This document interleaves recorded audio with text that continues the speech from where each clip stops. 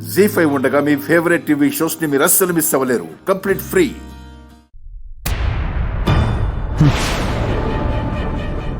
అనుకున్న టైంకి వచ్చేసేయాలి. అదేంటి నీ భుజం మీద ఓదార్చడానికి చెయ్యేస్తే అలా విదిలించావు? నువ్వు ఓదార్చేంత దుఃఖంలో దుస్థితిలో నేనేం లేనే. అయ్యో అలా అంటావేంటి? అడుగడుగునా నా ఎత్తులకి పై ఎత్తులేశావు. ఇద్దరూ కలిసి చాలా ఎక్స్ట్రాలు చేసి నన్ను నా ప్లాన్స్ని తిప్పికొట్టారు. ఆడుకున్నారు, నవ్వుకున్నారు, గెలిచామని సంబరపడ్డారు. ఇన్ని చేసిన పాపం నువ్వు రూప విడిపోవాల్సొచ్చింది. నేను రూప పెళ్లి చేసుకోవాల్సి వస్తుంది. నువ్వు రేణుక ఒక్కటి కావాల్సొచ్చింది.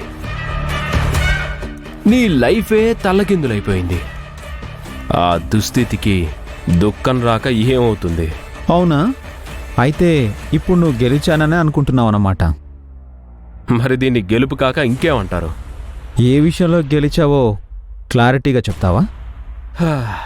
నిన్ను ఇష్టపడ్డ రూపని, నువ్వు ఇష్టపడ్డ రూపని నేను పెళ్లి చేసుకుంటున్నాను. ఇంతకన్నా గెలిపే ఉంటుంది. ఆ మాట చెప్పడానికి నీకు సిగ్గు శరం ఏం లేవా? నీ కాబోయే భార్య మనసులో నువ్వు కాకుండా వేరే ఎవరో ఉన్నారని తెలిసి కూడా ఆమెను పెళ్లి చేసుకుంటున్నావు. అది గెలుపని ఎవరైనా అంటారా? ఎవరికైనా చెప్పి చూడు, నిన్ను బకరా అంటారు. పర్లేదులే, నువ్వు దులిపేసుకుని తిరిగే రకానివి. దులిపేసుకో. ఈ పెళ్లి జరగనివ్వు, మీ ఇద్దరంతూ తేలుస్తాను. హేడ్స్, నేనన్న మాటకు నీ లోపల మగాడు చచ్చి శవం అయ్యాడు. శవమేం పీకుతుంది? రైట్. నీ మొహం పగిలిపోతే. పెళ్లి కొడుకు మొహం పగిలిందంటే పెళ్లికి వచ్చిన వాళ్ళందరూ నవ్విపోతారు. పెళ్ళయ్యాక చెప్తాను మీ సంగతి. పెళ్లి చేసుకోవాలని చాలా ఉబలాట పడుతున్నట్టున్నావు. పడు పడు, నీ పెళ్లి నా చేతుల మీదుగానే జరిపిస్తాను. All the best my dear enemy.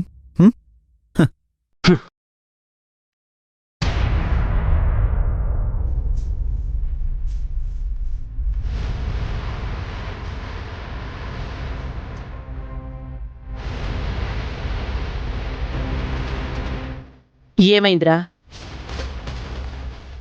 వాడేదో ప్లాన్లో ఉన్నట్టున్నాడు మమ్మీ.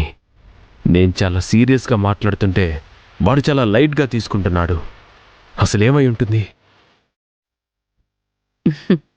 ఏడ్సాడు. ఇక్కడి వరకు వచ్చాక వాడు ఇంకేం చేస్తాడు? లేదు మమ్మీ, వాడిలో ఎటువంటి టెన్షన్ గానీ, ఫీలింగ్ గానీ, ఎలాంటి రియాక్షన్ కానీ లేదు. ఎందుకైనా మంచిదే, చుట్టూ మనుషుల్ని పెడతాను. సరే, మన జాగ్రత్తలో మనం ఉండాలి. అయినా ఇప్పుడున్న పరిస్థితుల్లో ఈ పెళ్ళాపడానికి ఎవ్వరూ రారు. జీ5 యాప్ డౌన్లోడ్ చేసి అన్ని ఎపిసోడ్స్ పూర్తి ఉచితంగా చూడండి.